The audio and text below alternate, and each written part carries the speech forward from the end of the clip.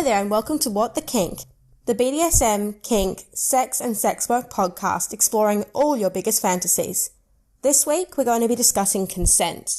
Normally I'll have somebody on the podcast with me, but considering the serious nature of this topic, I did decide to tackle it on my own. It's not really something that's up for discussion, not something to banter about. I want to put a trigger warning right at the beginning here for sexual assault and rape. This can be a really heavy topic, but it's highly necessary. We will be very careful discussing these things, but we need to get it done early and out of the way. That being said, we'll be revisiting this very regularly. In fact, I'd go so far as to say there won't be one episode where we don't talk about consent. Let's start by looking at the textbook definition of consent. Consent occurs when one person voluntarily agrees to the proposal or desires of another. It's a term of common speech, with specific definitions used in fields such as law, medicine, research, and, for our purposes, sexual relationships. Consent must be freely given and informed. That is, there must be no obligation to consent over any party, and they must be fully aware of what they're consenting to. Some schools of thought think that there are three types of consent. Explicit consent, for example, you said yes. Implicit consent, you implied or indicated that you consented. Or opt-out consent, well, you didn't say no. In sex and BDSM, opt-out consent isn't a thing, and neither is implicit consent really. We look for enthusiastic and explicit consent. There are also a number of situations in which someone is unable to consent, even if they say that they do. For example, if they're drunk, under the influence of any drug, or are underage, they cannot legally consent to participating in any sex, kink, or BDSM. Just the same, legally, they can't sign a contract and have it be valid. Every country and or state has slightly different laws on the age of consent, and it's really important that you look these up. Some places have laws for things like anal sex or BDSM that are different to their normal age of consent laws. I can't go through every place on earth, so the onus is on you, the listener, to check this. Remember, ignorance of the law does not grant you an exception from it. Further, consent must also be given completely freely. You cannot force someone to consent. If you do this, then it is coerced consent, and it is not legally valid. That means if someone does not consent, pressing them to change their mind is not an option. Some examples of coerced consent might catch you off guard. For example, we all hopefully understand that if you say someone must have sex with you or you'll hurt them, and they agree, then this is not freely given consent. However, as is scarily common, putting pressure on someone to have sex with you because you really want it or they owe you also constitutes coerced consent. Consent is not a vote. Two people, for example, cannot convince a third to participate. If someone consents because they feel guilty, then they do not consent freely. For most of us, this is a simple concept. We must also understand that consent can be revoked at any time. There is no situation where consent cannot be taken back. We all have the absolute right to change our mind at any time. We sometimes see this being challenged where, in sexual assault cases, someone says, "Oh, but they were making out with me and then they said they wanted it. I didn't know that they'd changed their mind. It was halfway through." This person has every right to change their mind at any time without needing to give any reason why, and this must be listened to. Furthermore, consent is never implied by a person's actions or appearance. It is a miserable old trope that women in short skirts are asking for it on a night out. This extends to all people. For example, a sex worker does not imply consent just by their profession and must still explicitly consent to any and every action. A spouse does not consent just by being married to someone and must enthusiastically consent at all times. Nobody owes anybody anything. To summarize the general idea of consent, consent must be clear, enthusiastic, informed, freely given, and revocable at any time in order to be valid. Anything less than this is illegal. Anything less than this is morally and ethically wrong. Consent, or rather the breach of consent, is a very serious issue both in and outside of BDSM. It is severely punished by the legal system. And if it was important in vanilla sex, then it is even more so in BDSM. And why is that? Well, BDSM and kink often involve things that are not so commonplace for the participants.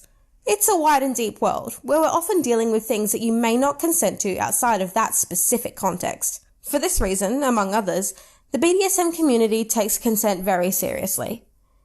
When you first break into the community, you'll notice this right away. When I first started, I needed to sign documents saying I understood consent before I was even allowed into play parties. Many communities offer classes and workshops on consent and how to correctly manage it in a BDSM context. I've been to many of these events, as have many of my guests and play partners, and I strongly encourage you to seek them out and do the same. Many are also held online. We also hold safety in incredibly high regard. Many sections of BDSM are in some way dangerous, and these risks must be fully assessed and minimalized. BDSM is no longer fun when you're getting seriously hurt. And when I say safety, I don't just mean physical. Mental and emotional security are also very important. So how does the BDSM community help to manage these things? Well, we have a few different ways that we manage consent and safety. All of them are really good. Different people choose to operate around different guidelines with similar pillars surrounding them. There are 3 main acronyms that you may come across when you start to practice kink and BDSM safely. These are RACK, SSC, and PRIC. Let's tackle these one by one. RACK stands for Risk Aware Consensual Kink, but can also stand for Risk Assessed or Risk Accepted. This kind of speaks for itself and refers to the practice of consensual kink where all risks have been fully assessed, acknowledged, and accepted. This popular acronym acknowledges that some BDSM play is not inherently safe and just asks that this is catered to by all of the players to the best of their abilities. This umbrella concept of how to play guides kinksters to practice safely and consensually. PRIC stands for Personal Responsibility in Consensual Kink. As you can tell, there's a bit of a common theme around safety and consent here. With PRIC, we also have an element of personal responsibility for these things. It is nobody else's job to manage consent and safety than your own. And you must always make sure you're checking in on yourself and on anyone else involved. In kinky play, we take full responsibility for safety and consent. SSC stands for Safe, Sane, and Consensual. This is actually the acronym I personally prefer to manage my play under most of the time, and again, it speaks for itself for the most part. Under SSC, we agree that any play undertaken will be done with the best safety possible, that all players are in their right minds, and that everyone consents. I like this one because it's easy to remember, and I feel it nice and easily covers the pillars of proper play practices for me. It does, however, indicate that there is always a way to make BDSM completely safe, which is untrue.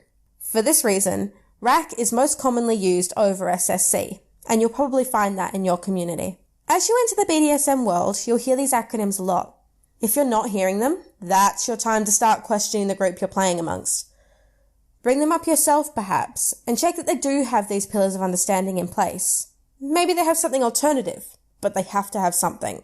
The BDSM community takes the revocation of consent very seriously, as Raven and I touched on in our What is Kink episode. When playing in BDSM, we always use safe words. Safe words are a word or short phrase that any party can use at any time to immediately stop play. One of my friends who you'll meet, Louise, states that she uses the word pineapple.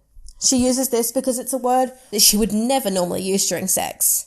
It's not one she's gonna accidentally slip out and say. Myself and most of the BDSM community uses a traffic light system. It's pretty common. We can say green if we want to ensure all parties are still happy and consenting. We say yellow if we're feeling a little unsure or want to ease off on anything or are approaching a limit. And we use red if we want it to stop.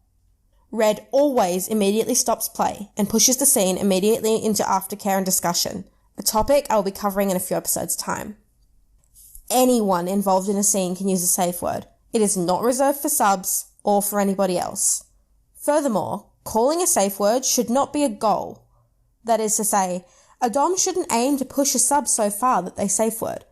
That's unsafe, that's unethical, and it's not good BDSM play. And safe words aren't just for pain like some might think they are. Obviously, if we're doing something related to pain, a safe word might be used if a pain threshold is reached. But as well as this, you might safe word if you feel dizzy, feel uncomfortable, or if you feel a piece of clothing might tear and you don't want that piece of clothing to tear. You don't have to justify your reason for using a safe word. As long as nobody was actively trying to make anyone safe word, the use of it is not a failure. We all have limits, and we all have a right to revoke consent at any time. In some sectors of BDSM, the word no might not necessarily mean no. We'll be covering that much later. And so these words are incredibly important.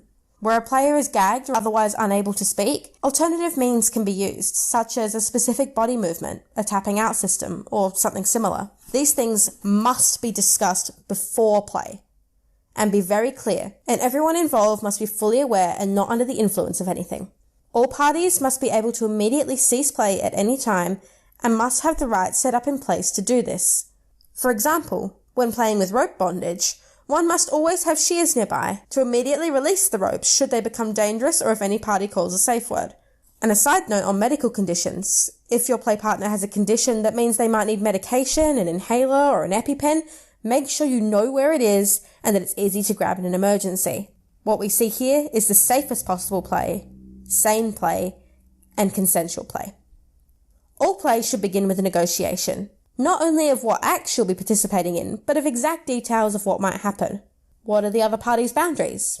Needs? Limits? Where do you have permission to touch them? Where don't they like being touched? How do you have permission to speak to them?